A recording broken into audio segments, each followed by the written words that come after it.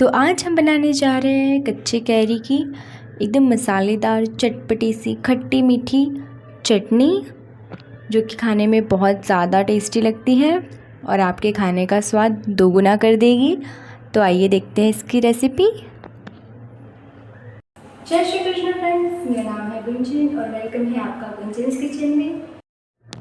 सबसे पहले हम ले लेंगे एक कच्ची कैरी यानी कि एक कच्चा आम, जिसको हम दोनों साइड से कट कर लेंगे। पहले हमें आम को धो लेना है अच्छे से, ताकि हम इसे साफ़ कर लें, क्योंकि हम इसका कवर नहीं निकाल रहे हैं। तो इसे हम अच्छे तरीके से धुल लेंगे ताकि इस पर कोई डर्ट ना रहे। इसके बाद आप इसे इस तरीके से कट कर लें। आपको जितनी चटनी बनानी है आप उसके हिसाब से उतनी कैरियाँ इस तरीके से कट कर लें। इसके बाद हम 2 टेबलस्पून ऑयल गरम होने रखेंगे, जिसमें कि मैंने कैरियाँ और टमाटो को ऐसे कट करके 2-2 पीस करके रखा हुआ है। यहाँ पे मैं ऐड कर रही हूँ 2 हरी मिर्च, 7-8 लहसुन की कलियाँ। बहुत ही ज़्यादा सिंपल वे में ये बनकर तैयार होती है, तो कोई बहुत ज़्यादा तामझाम इसमें नहीं है। अब यहाँ पर हम नमक ऐड करेंगे और इसे ढककर थोड़ी देर के लिए पका लेंगे। जब ये हल्के फुल्के सॉफ्ट हो जाए तब हम इनके कवर हटाकर इन्हें कर लेंगे ग्राइंड। ये जब थोड़ा ठंडा हो जाए आप तब करना, मुझे थोड़ी जल्दबाजी है इसलिए मैं गरम गरम में इसके कवर्स हटा रही हूँ। इसके बाद ये सारी चीज़ें जो हमने फ्राई की थी या पकाई थी उसे हम एक मिक्सर जार में ऐड कर देंगे। आप चाहे तो आप इसे चॉपर में भी ऐड कर सकते हैं, उसमें भी ये बहुत अच्छे तरीके से बन जाएंगे, क्योंकि सारी चीज़ें एकदम सॉफ्ट हो चुकी है। अब ये सारे आम को भी हम इसमें इस तरीके से निकाल कर डाल देंगे। ये बहुत ईज़िली सारी चीज़ें और ये आम भी अपने कवर से बहुत इजीली निकल जाएगा।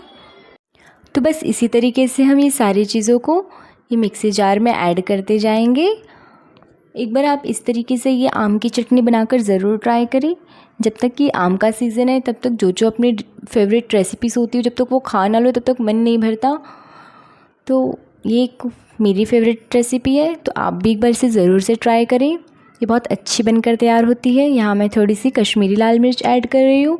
ये बिल्कुल ऑप्शनल है, क्योंकि हमने हरी मिर्च भी ऐड की है, तो आप अपने टेस्ट के हिसाब से मिर्च को कम ज़्यादा कर सकते हैं।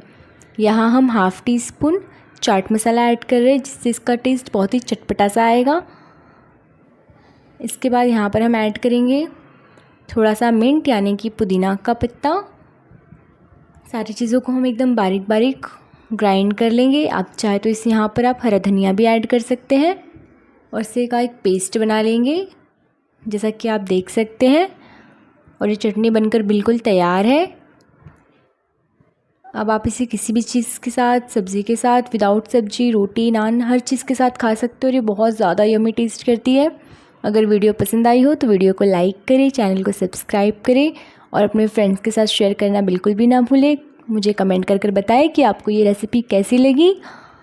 मिलते हैं नेक्स्ट वीडियो में, तब तक के लिए अपना ध्यान रखिए। राधे राधे, बाय।